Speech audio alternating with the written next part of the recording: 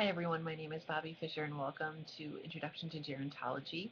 Um, Unfortunately, I had this amazing video all set to go and apparently the links aren't working, so I'm going to re-record an impromptu video um, in replacement of that video. So with that being said, this course is an overview of gerontology, which is the study of aging.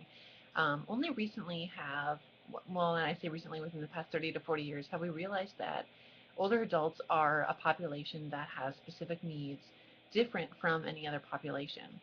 And so with that being said, we've begun as social workers, human services workers, um, counselors, etc., to start to study this particular population, to start to understand what it is that makes them thrive, that helps them succeed, and what are some struggles that they may face as they age. So this particular course is an overview. We're going to spend some time learning about the various aspects of aging, kind of starting our foundation with stereotypes and the social construction of aging. How did we get to where we're at?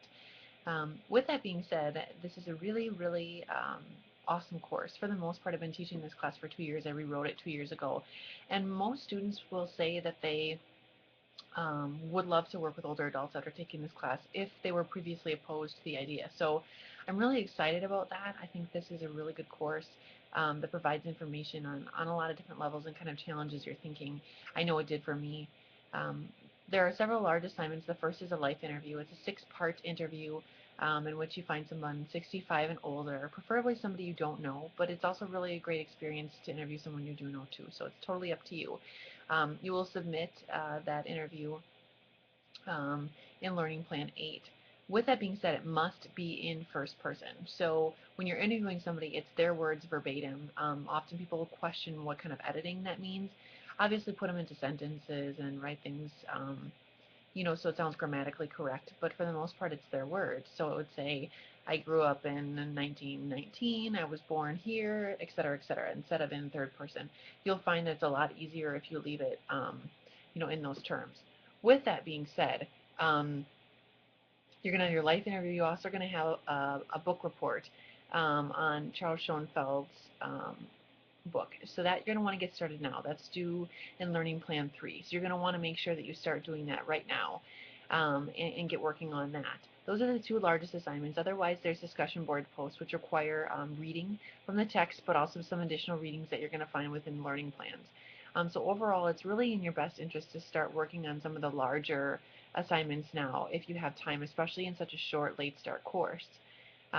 With that being said, I guess I'll share a little bit about myself and sort of my background. I have my bachelor's degree in social work from the University of Wisconsin-Milwaukee, as well as my master's degree in social work. I've worked many years on various different levels as a therapist, as a jail social worker, as a county social worker, um, doing some medical work, primarily with adolescents as well as adults. So I've kind of worked the gamut of different age populations. Most of my career has been spent with sexual offenders and sexual assault victims. So that's sort of where my passion lies. And certainly this is an issue with older adults as well. Oftentimes we run into clients who have not dealt with previous sexual abuse ever. We've also worked with older adults who are sexual offenders, and what does that mean too, sort of as they age as well. So taking a look at that. My current occupation, however, is being a stay-at-home mom to my 3 kids, and so teaching is my job at home. And so the best times to get a hold of me are in the evenings or between noon and 2-ish or so, depending on if kiddos take naps or not. Um, with that being said, I have a 4-year-old, a 2-year-old, and a 6.5-ish, almost 7-week-old. So things are a little bit crazy here, but definitely wouldn't have it any other way.